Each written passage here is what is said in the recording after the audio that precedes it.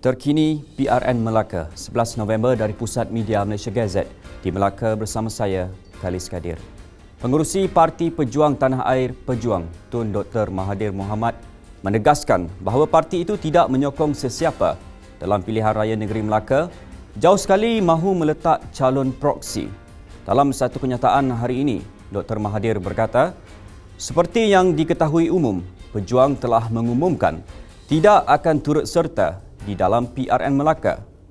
Bagaimanapun katanya, beliau mendapat tahu ada sesetengah pihak cuba mengaitkan Pejuang dan dirinya dengan individu tertentu yang bertanding sebagai calon bebas.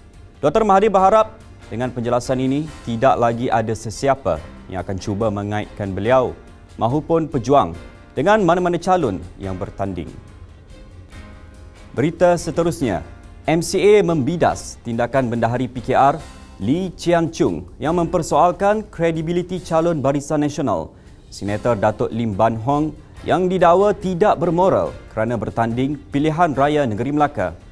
Jurucakap MCA Mike Chong Yu Chuan menegaskan Chiang Chung sepatutnya menilai pendirian partinya sendiri yang lebih tidak bermoral apabila mengambil bekas wakil rakyat yang menjatuhkan kerajaan negeri. Katanya Melaka terpaksa mengadakan PRN Melaka kerana tindakan pengerusi Pakatan Harapan Datuk Seri Anwar Ibrahim bersekongkol dengan bekas 4 ahli Dewan Undangan Negeri yang merupakan pengkhianat. Beliau berkata demikian dalam sidang media di bilik gerakan MCA di Air hari ini. Mike juga mencabar Chiang Chung memohon maaf kepada Bang Hun sekiranya dakwaannya calon BN itu menyalahgunakan kedudukannya sebagai Timbalan Menteri. Ban Hong merupakan Timbalan Menteri Perdagangan Antarabangsa dan Industri. Jelas beliau, undang-undang di negara ini membenarkan mereka yang memegang jawatan di peringkat persekutuan bertanding dalam pilihan raya. Apatah lagi, Ban Hong melalui proses penamaan calon secara sah. Malah pencalonannya telah diteliti serta diluluskan oleh SPR sebelum proses penamaan calon pada 8 November lalu. Baik, kita ke berita berikutnya. Pengerusi Barisan Nasional BN, Datuk Seri Dr. Ahmad Zahid Hamidi, menasihati pengundi di Melaka agar berhati-hati dengan strategi pembunuhan karakter yang bertujuan merosakkan nama baik calon parti komponen itu tanpa menamakan mana-mana pihak. Presiden UMNO itu menerusi catatan di Facebook berkata, ia juga bertujuan memesongkan perhatian rakyat daripada isu dasar kepada yang menyerang pribadi calon. Beliau bagaimanapun yakin rakyat Melaka berfikiran rasional dan dapat menilai propaganda yang memanipulasi.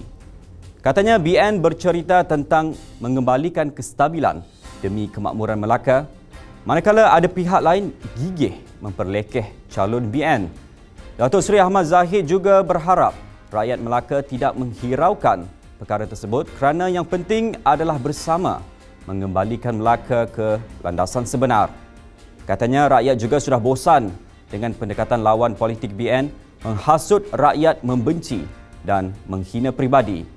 Fokus utama Barisan Nasional menurut beliau adalah untuk BN kembali sebagai sebuah kerajaan demi masa depan rakyat dan negara. Calon Perikatan Nasional PN Dewan Undangan Negeri Dun Kota Laksamana Fong Kai Ling memohon maaf secara terbuka berhubung tindakannya sebelum ini seolah-olah mengajar rakyat di negara ini untuk lolos ke Israel menggunakan pasport Malaysia. Katanya beliau sebenarnya tidak mempunyai niat untuk mencabar undang-undang, apatah lagi mengajar rakyat di negara ini untuk berbuat demikian. Dalam satu kenyataan, Kai Ling berkata, beliau memahami tiada hubungan diplomatik antara negara Malaysia dan Israel. Graduan College Universiti nilai lulusan ijazah Sarjana Muda Perakaunan dan Kewangan itu pernah dihambat kontroversi apabila dikatakan telah memberi tunjuk ajar bagaimana cara untuk rakyat Malaysia lolos ke Israel menggunakan pasport Malaysia. Calon gerakan itu menegaskan beliau juga tidak berniat untuk mempersendakan pendirian umat Islam terhadap Israel.